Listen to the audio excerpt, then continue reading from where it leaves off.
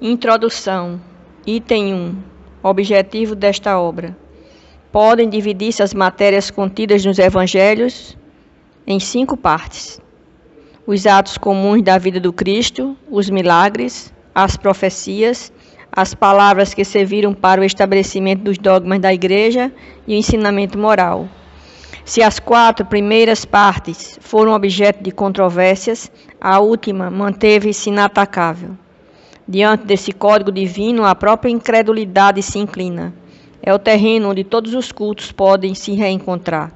A bandeira sob a qual todos podem se abrigar, quaisquer que sejam suas crenças, porque jamais foi objeto de disputas religiosas, sempre por toda parte levantadas pelas questões de dogma. Aliás, discutindo-as, as seitas encontrariam aí sua própria condenação, porque a maioria está mais interessada na parte mística do que na parte moral, que exige a reforma de si mesmo. Para os homens, em particular, é uma regra de conduta abrangendo todas as circunstâncias da vida, privada ou pública, o princípio de todas as relações sociais fundadas sobre a mais rigorosa justiça. É, enfim, acima de tudo, o caminho infalível da felicidade esperada, um canto do véu levantado sobre a vida futura. É esta parte o objeto exclusivo desta obra. Todo mundo admira a moral evangélica, cada um proclama-lhe a sublimidade e a necessidade, mas muitos o fazem confiantes sobre o que dela ouviram dizer ou sobre a fé originada de algumas máximas que se tornaram proverbiais. Mas poucos a conhecem a fundo, menos ainda a compreendem e sabem deduzir suas consequências. A razão disso está, em grande parte, na dificuldade que apresenta a leitura do Evangelho ininteligível para a maioria.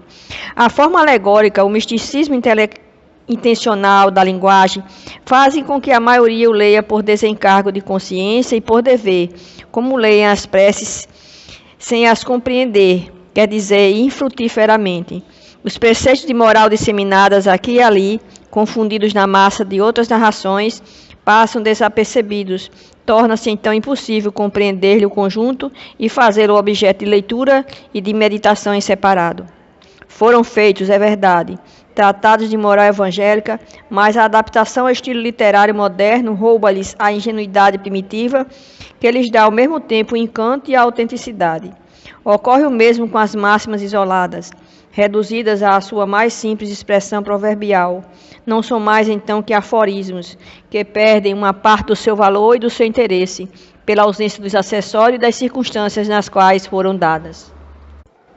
Para evitar esses inconvenientes, reunimos nesta obra os artigos que podem constituir, propriamente falando, um código de moral universal, sem distinção de culto. Nas citações, conservamos tudo o que era útil ao desenvolvimento do pensamento, não eliminando senão as coisas estranhas ao assunto. Por outro lado, respeitamos escrupulosamente a tradução original de Sassi, assim como a divisão por versículos. Mas, em lugar de nos prender a uma ordem cronológica impossível e sem vantagem real em semelhante assunto, as máximas foram agrupadas e classificadas metodicamente, segundo sua natureza, de maneira que elas se deduzam, tanto quanto possível, umas das outras.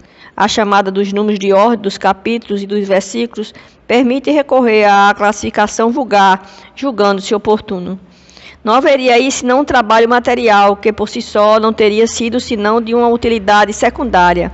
O essencial era pô-lo ao alcance de todos pela explicação das passagens obscuras e o desenvolvimento de todas as consequências, tendo em vista a aplicação às diferentes posições da vida. Foi o que tentamos fazer com a ajuda dos bons espíritos que nos assistem. Muitos pontos do Evangelho, da Bíblia e dos autores sagrados, em geral, não são inteligíveis. Muitos mesmo não parecem racionais, senão pela falta de uma chave para compreender-lhes o verdadeiro sentido. Essa chave está inteiramente no Espiritismo, como já se convenceram aqueles que o estudaram seriamente e como ainda o reconhecerão melhor mais tarde.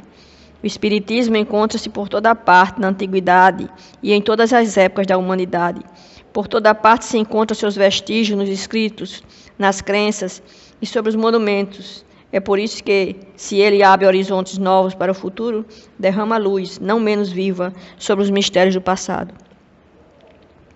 Como complemento de cada preceito, ajuntamos alguns algumas instruções escolhidas entre as que foram ditadas pelos espíritos em diversos países e por intermédio de diferentes médiuns.